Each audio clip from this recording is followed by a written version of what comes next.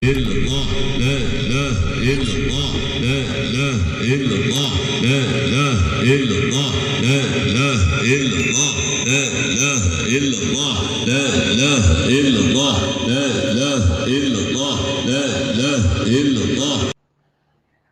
Assalamualaikum warahmatullahi wabarakatuh. Bismillah walhamdulillah wassalatu wassalamu ala sayyidina Muhammadin wa ala alihi wa sahbihi wa man walah. Ahbaul kiram yang kita muliakan, guru rohani kita yang kita muliakan, Ustadz kita, pada para dewan guru,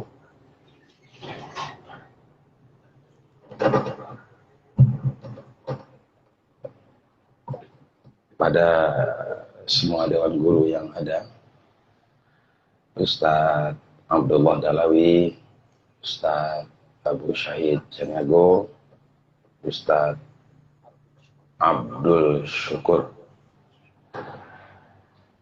yang kita muliakan,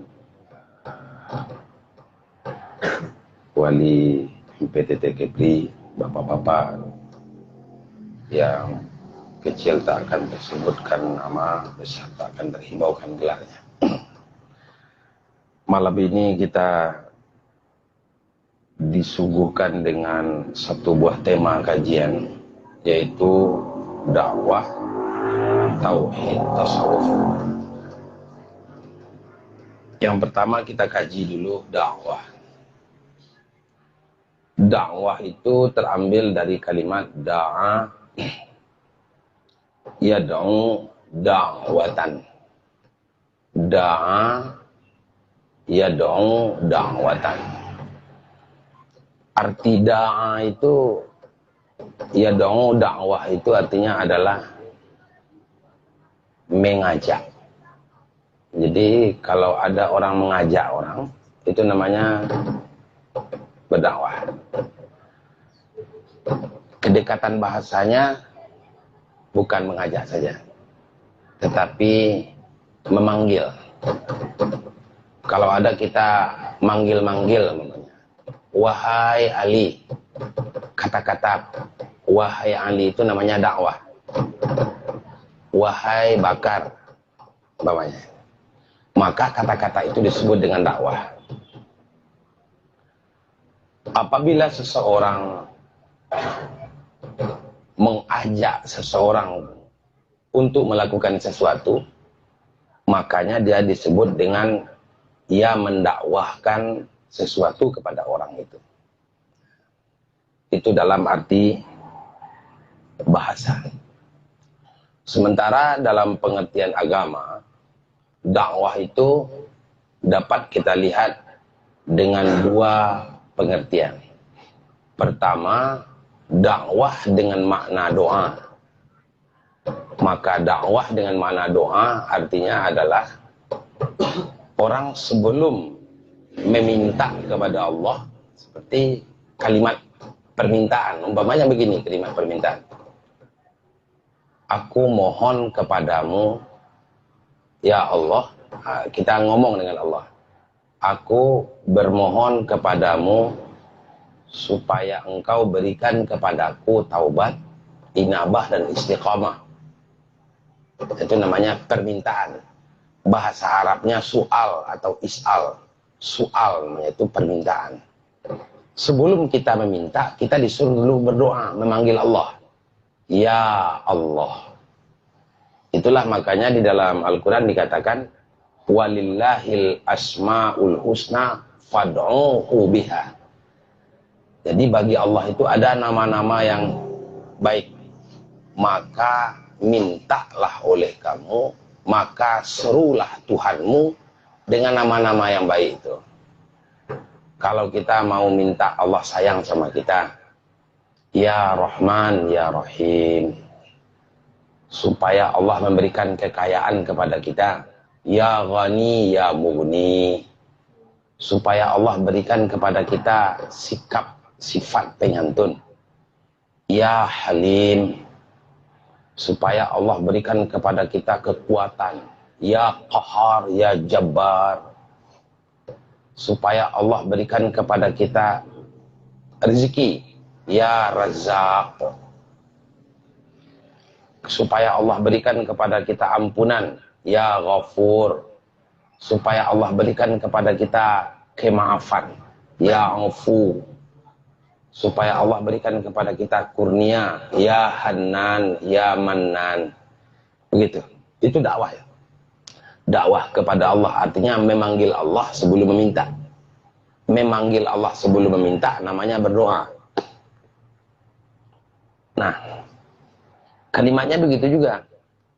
Wa iza sa'alaka ibadi anni fa inni qarib ujibu da'watad da'i iza da'ani. Aku memperkenankan doa orang yang berdoa, dakwah orang yang berdakwah. Iza da'ani, apabila dia berdoa, dia berdakwah kepadaku. Maksudnya berdakwah kepadaku artinya memanggil Allah. Pengertian dakwah seperti itu. Yang kedua, dakwah dengan arti menghimbau orang kepada Allah. Tadi memanggil Allah dengan nama-namanya yang baik. Maka bila mana kita memanggil Allah dengan nama-nama yang baik, maka kita harus tahu dengan nama Allah, disebutlah nama Tuhan kita itu dengan ismu zat. Kemudian tahu pula kita dengan namanya yang baik, disebutlah itu dengan ismu sifat. Maka ma'rifat qalbu itu disebut dengan ma'rifatus sifat. Kalau ada orang berzikir Allah, Allah, Allah, Allah, Allah, Allah, Allah, Allah, Allah, Allah, dalam hatinya berdenyut nyawanya menyebut kalimah Allah, Allah, Allah, Allah. Sepakat lidahnya, pikirannya dengan hatinya menyebut Allah, sehingga dia tidak mendengar yang lain lagi selain ia mendengar ucapan Allah. Ruhnya itu, nyawanya menyebut Allah. Maka orang yang seperti ini disebut orang yang sudah bermakrifat. Makrifat apa namanya? Makrifat asma. Asma apa? Ismu zat. Makamnya di mana? Di kalbu, di hati.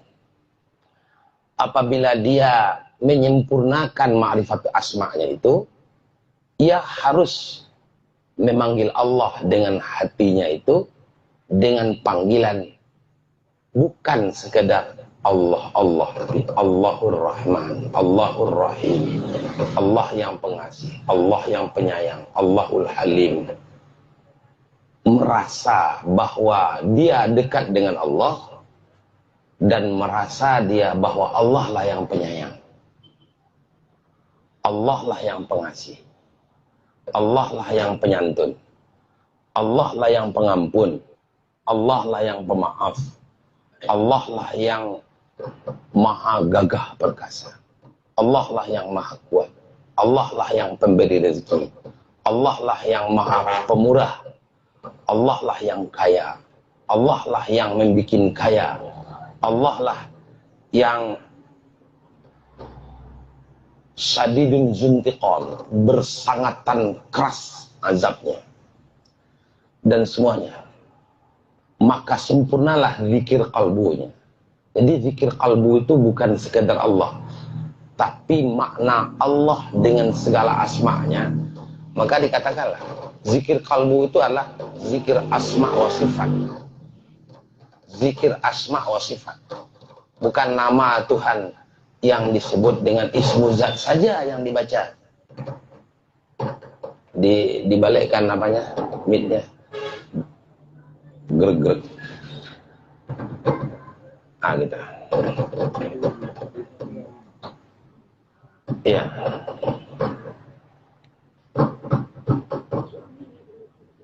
Halo. Baik. Jadi orang menyebut Allah dengan ucapan Allah, Allah, sehingga dengan sebutannya menyebut Allah itu tidak ada yang mendengar yang lain, sementara dia berkeyakinan bahwa dia mengingat bahwa itu adalah nama dari zat yang pasti ada, zat yang maha mendengar, zat yang maha melihat.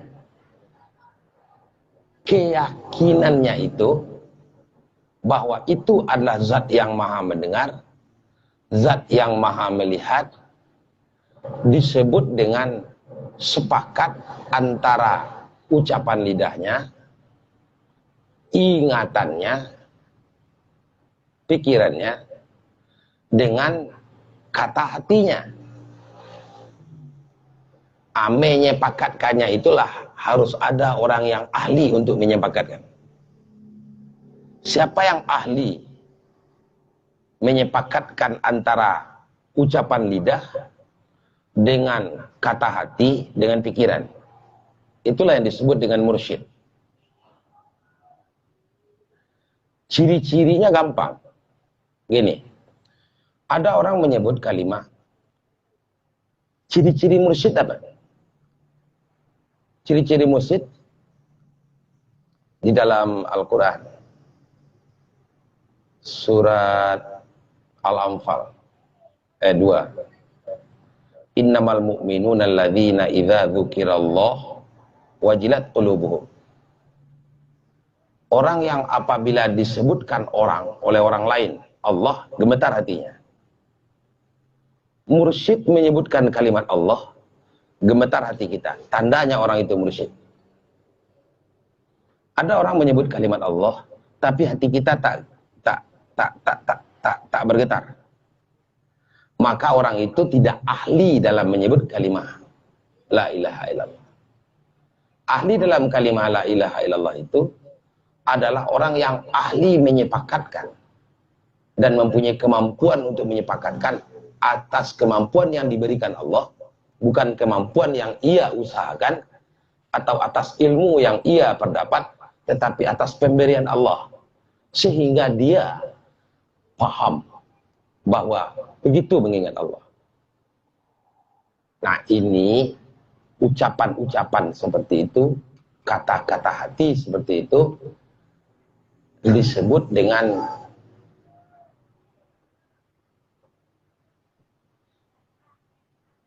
zikrullah. Jadi zikir itu tidak disebut dengan zikir apabila dia tidak sepakat yang zahir dengan yang batin. Ada orang baca la ilaha illallah, la ilaha illallah, la ilaha illallah, tapi dia memikirkan irama bacaannya, tidak memikirkan makna la ilaha illallah. Mungkin pernah kita alami. Maka yang seperti itu namanya tidak sepakat zahir dengan batin. Dia membaca la ilaha illallah agar iramanya kedengaran lebih bagus, dan maksudnya supaya orang terharu. Bukan maksudnya supaya dia ingat kepada Allah, tetapi agar orang terharu. Maka dibikinnya irama yang bagus. Subhanallah walhamdulillah. Dia tuh darinya keluar itu, tak ke dalam. Nah, itu tidak ahli untuk mentalkin. Jadi orang yang ahli mentalkin itu orang yang alladzina idza dzukirallah wajilat qulubuhum.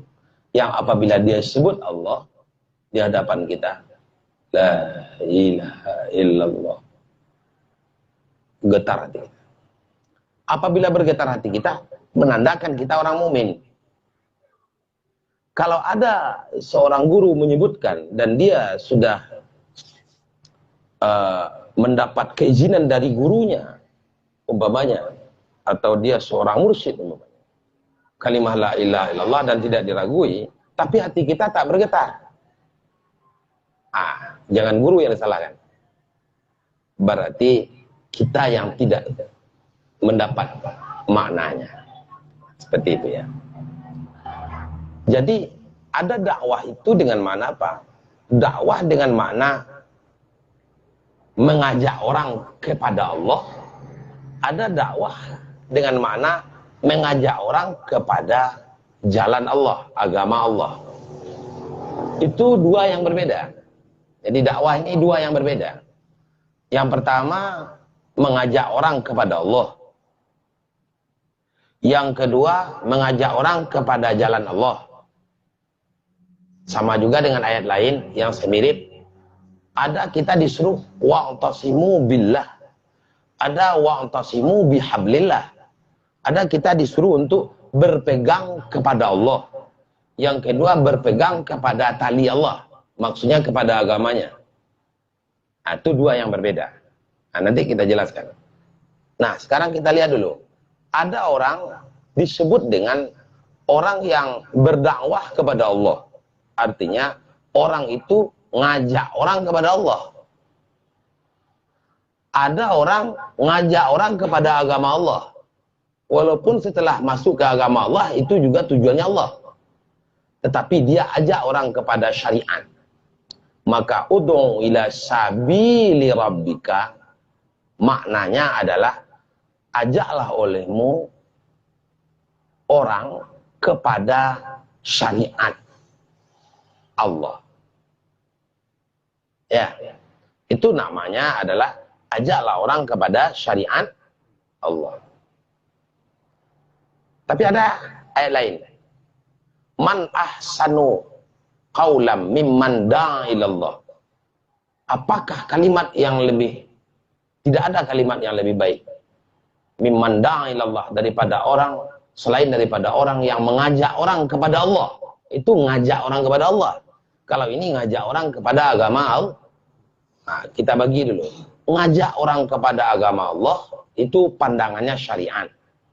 Ngajak orang kepada Allah itu pandangannya namanya pandangan hakikat. Ya, kedua-duanya wajib ditempuh. Kedua-duanya adalah sesuatu yang tidak boleh dipisahkan.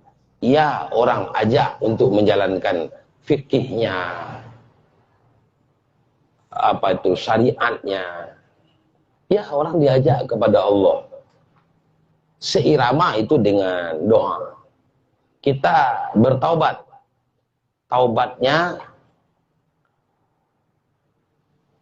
membersihkan diri kembali kepada yang benar. Dulu kita melakukan maksiat, sekarang tidak lagi. Namanya taubat. Dulu kita tidak kenal dengan Allah, atau tidak ada rasa dengan Allah. Sekarang kita kembali kepada Allah. Artinya kita kembali bermakrifat dengan Allah. Itu namanya inabah. Jadi berbeda antara taubat dengan inabat. Taubah dengan kan ada doa kita tuh. Allahumma inni as'aluka taubata wal inabata wal istiqamata ala syari'atil gharra wa tariqatil bayda birahmatika ya arhamar rahimin. Ya Allah, aku bermohon kepadamu agar engkau berikan kepadaku taubat dan inabah. Jadi dua. Jadi taubat ia diminta, inabahnya diminta. Baik. Jadi di sini maknanya apa? Ud'u ila sabili rabbika. Ajaklah oleh kamu orang kepada syariat Tuhanmu, kepada mendirikan, mengamalkan syariat. Caranya bagaimana? Bil hikmah. Hikmah itu apa? Yang dikatakan hikmah, para ahli tafsir memaknakan, yaitu bukan orang mendakwahkan itu dengan ucapan lidahnya, bukan orang mengajak dakwah itu dengan cara membawa orang masuk pintu keluar pintu, bukan. Tapi hikmah itu maknanya adalah beramal dan istiqamah dalam amalan. Kita ini amalkan aja zikir ini terus di masjid kita, di rumah kita masing-masing, itu namanya dakwah. Sehingga dengan sebab kita mengamalkan dan nampak pengaruhnya pada diri kita, orang lain akan ngikuti kita. Tengku Samsul sejak sekarang ini hidupnya adem, ada duit, alhamdulillah. Tidak ada duit, tidak masalah. Ya, Tengku Samsul biasanya pemarah, sekarang dia banyak senyum. Ya, memperbanyak senyum dan tidak marah-marah di rumah, penyantun sama anak dan istri. Itu maksud dari kalimat al-hikmah. Jadi dakwah yang pertama itu dilakukan dengan hikmah. Hikmah itu maknanya adalah beramal, mengamalkan ilmu yang sudah dipelajari. Beramal aja terus. Dengan sebab beramal itu, orang akan mencontohnya. Tapi tidak ada pula niatnya agar dicontoh orang. Diamalkan saja secara istiqamah, maka itu dimaknakan dia sudah mengajak orang kepada agama Allah. Yang kedua, mau'izah. Asal kalimatnya wa'azah, ya'izu. Memberikan pembiasaan. Bukan pengajaran, bukan begitu. Mau'izah itu artinya pembiasaan. Wazaba, wa'az. Wa'az dan wa'az itu artinya memberikan pembiasaan. Pembiasaan yang hasan. Memberikan pembiasaan kepada anak di rumah. Supaya dia bangun pagi. Ya, memberikan pembiasaan kepada suami.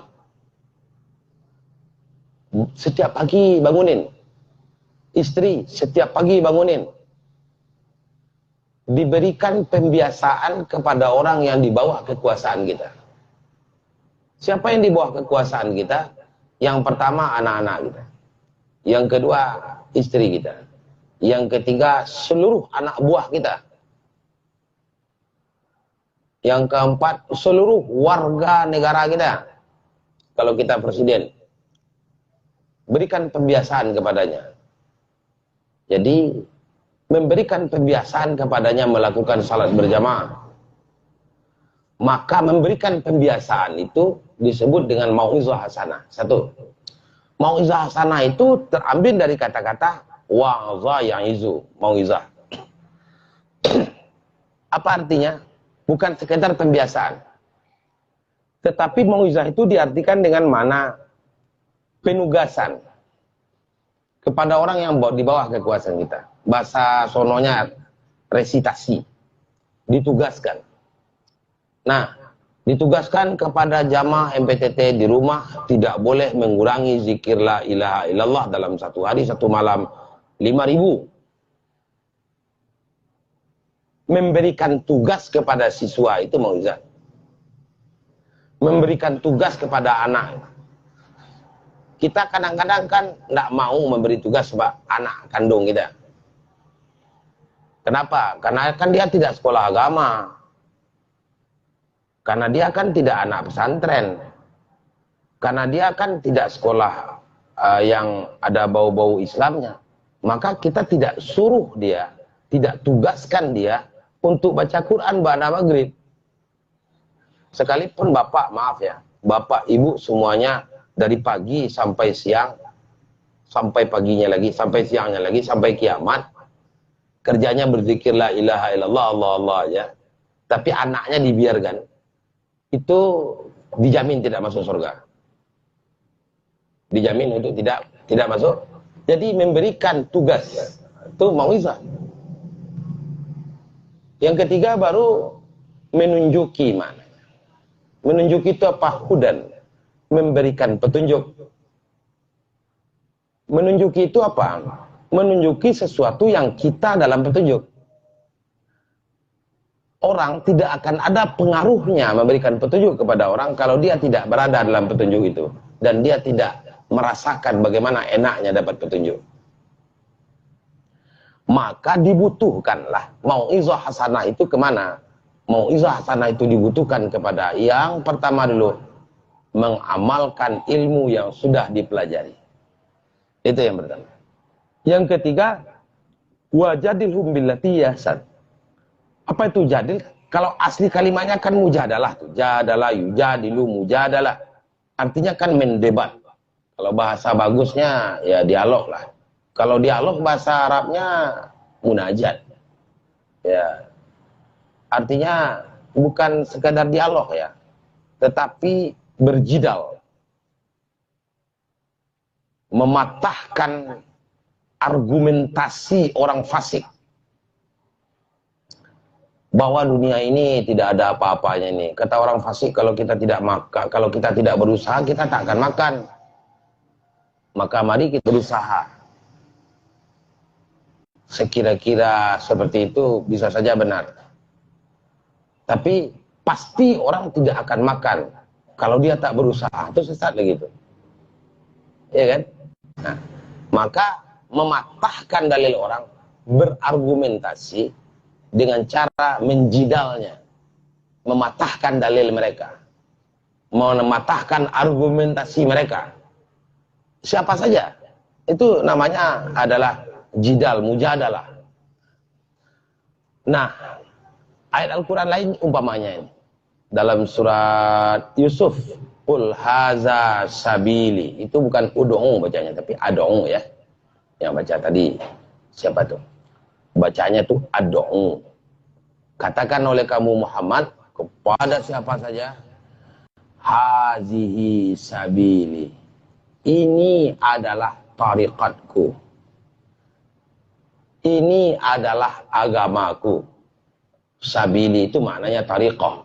Ini adalah tariqatku. Ad'u ilallah ana wa manittabani. Aku mengajak, aku dan pengikutku, nah gitu ya.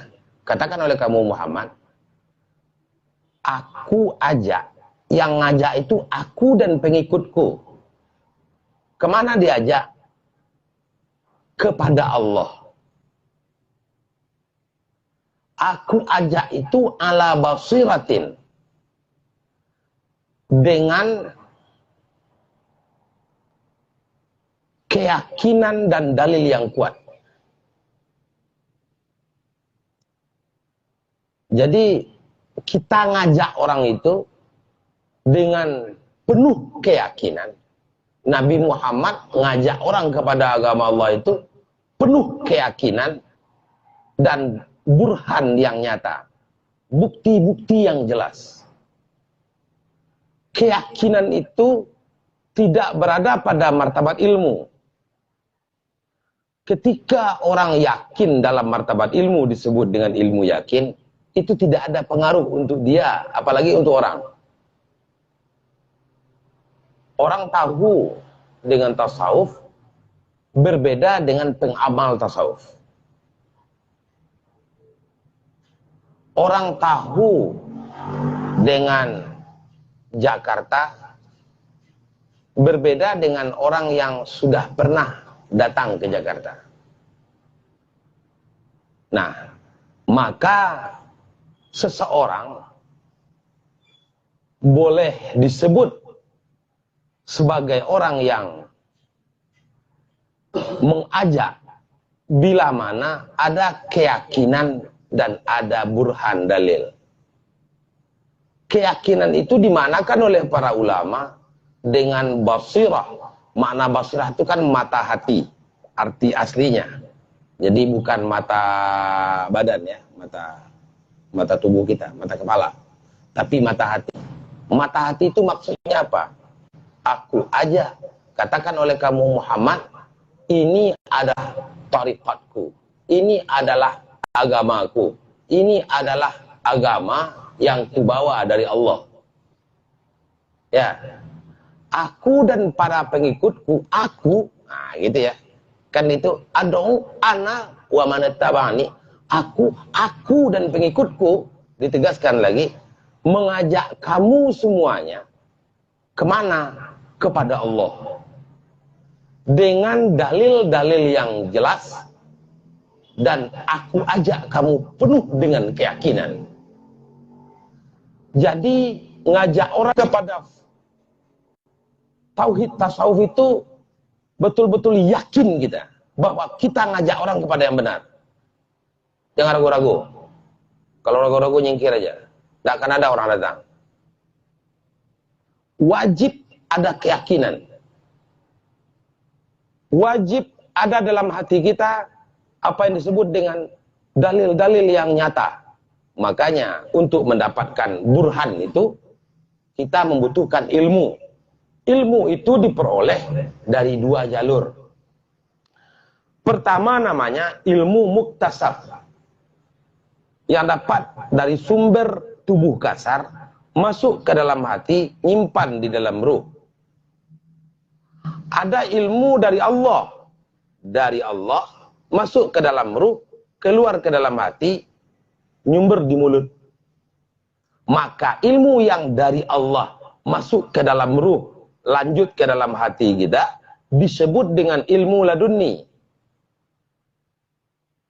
Burhan bisa ditegakkan, dalil bisa ditegakkan kepada siapa saja dengan ilmu.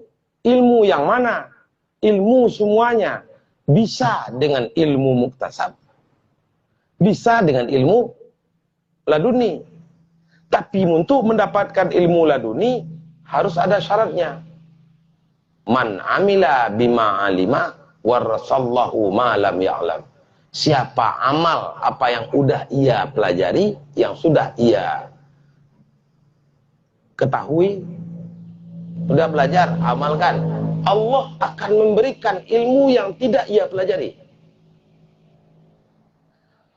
Maka kunci untuk bisa tersebar agama itu adalah kita mempunyai keyakinan yang penuh dan mempunyai ilmu yang cukup.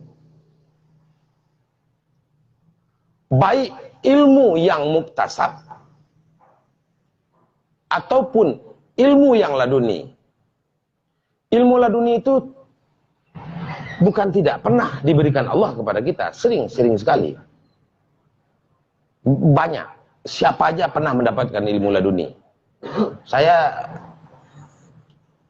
sering merasakan apa yang sulit kita pahami di waktu di sekolah dulu, umpamanya. Ketika kita sudah beribadah, rajin ibadah. Ada aja, oh begini maksudnya nih. Nah, bapak-bapak pasti mengalami hal seperti itu. Maka ilmu laduni itu datangnya dari Allah, masuk ke dalam ruh dan menyumber di dalam kalbu dan bisa dizahirkan di dalam lidah.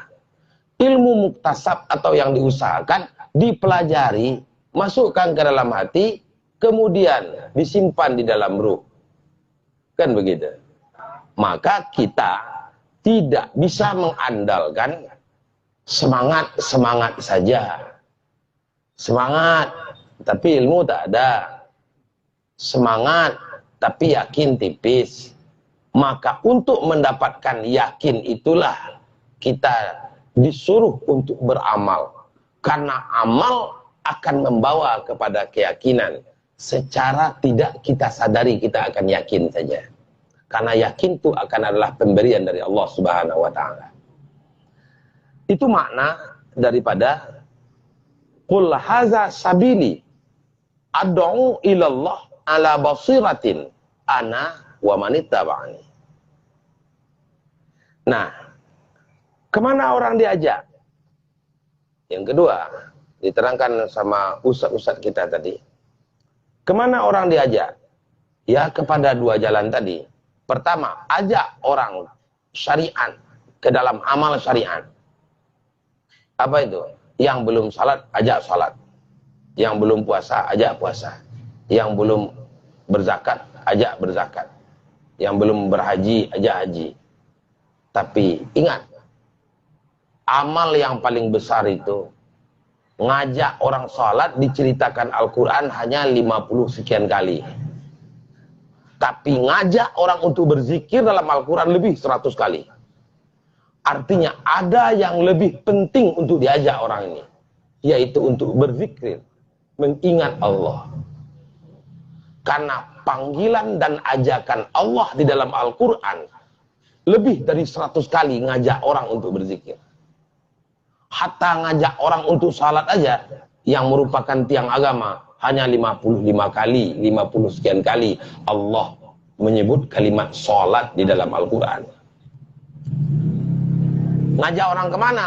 ngajak orang kepada Allah. Ngajak orang kepada Allah artinya ngajak orang berzikir. Ngajak orang kepada jalan Allah, maksudnya ngajak orang kepada syariat. Jangan dinistakan. Udahlah, kita ajak orang berzikir, tapi sholatnya nggak kita ajarin, puasanya tidak kita tunjukin, gitu ya. Sehingga itu adalah satu kekeliruan yang sangat besar. Kita lihat dulu. Orang kalau diajak dan mengamalkan syariat, maka boleh dia disebut dengan abid. Bila mana dia sudah dengan hatinya beribadah, artinya dia sudah menjalankan kalbunya, maka dia disebut dengan abdun, hamba. Apabila dia sudah atas isyarat, atas pemberian Allah, dia tidak pernah merasa terpaksa karena sudah Allah ridha kepadanya, sehingga dia itu beribadah tidak berusaha lagi. Bagaimana menceritakannya? Penyerahan total. Bukan dia yang menyerah, Allah yang memberikan penyerahan kepadanya. Kalau penyerahan total itu kerja hati, abdun ya, hamba dia. Di atas dari abdun itu disebut dengan arif.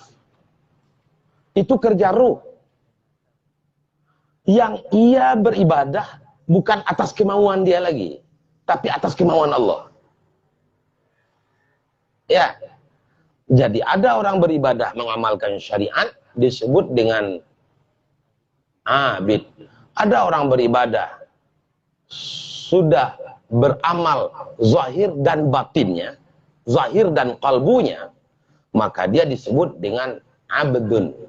Ada orang yang sudah beribadah, bukan dia yang beribadah lagi atas kemauannya, tapi atas bantuan dan tolongan Allah. Dan ia merasakan itu, namanya orang arif.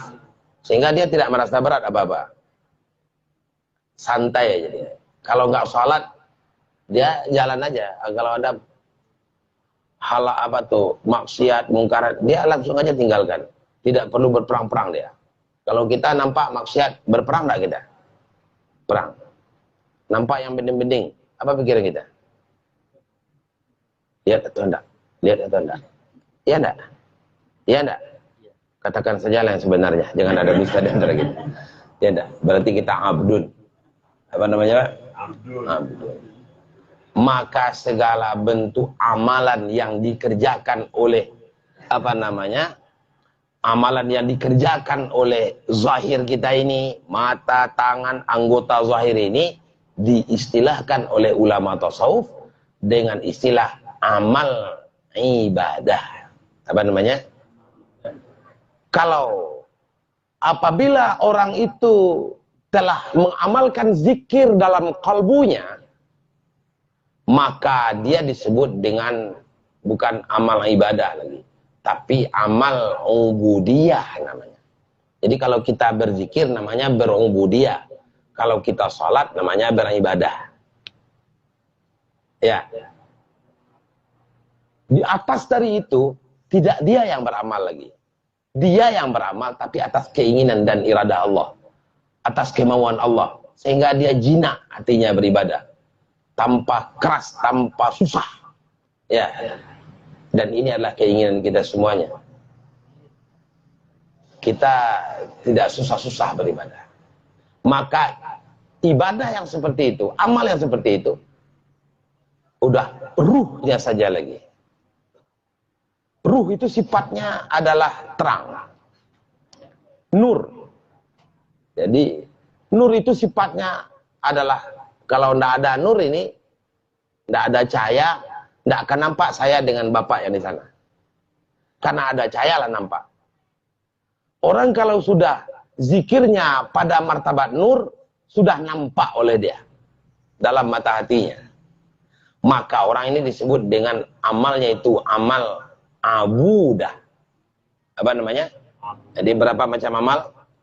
Pertama amal ibadah, yang kedua amal ubudiyah, yang ketiga amal abudah. Nah, ke sana orang diajak. Tapi tidak akan mungkin kita ajak orang kalau kita tidak memperbaiki diri kita. Nah, kenapa? Karena langkah pertama untuk mendakwahkan apa saja, apalagi agama Allah, apalagi ngajak orang kepada Allah, adalah kalimatnya bil hikmah. Apa itu hikmah? Amalkan oleh kita dulu. Itu yang dikatakan hikmah. Kalau kitanya tak mengamalkan, nah yang nggak jadi itu. Seperti itu ya. Itu barangkali kajian kita malam ini. Ada berkat, ada manfaatnya. Terima kasih para ustadz-ustadz yang telah memberikan syarahan banyak, sehingga sangat membantu kita bersama dan banyak ilmu kita. Semoga guru-guru kita tidak bosan-bosan mengajar kita datang ke posko. Amin. Dan istiqamah. Kita tutup dengan ucapan salam. Wassalamualaikum warahmatullahi wabarakatuh. Waalaikumsalam.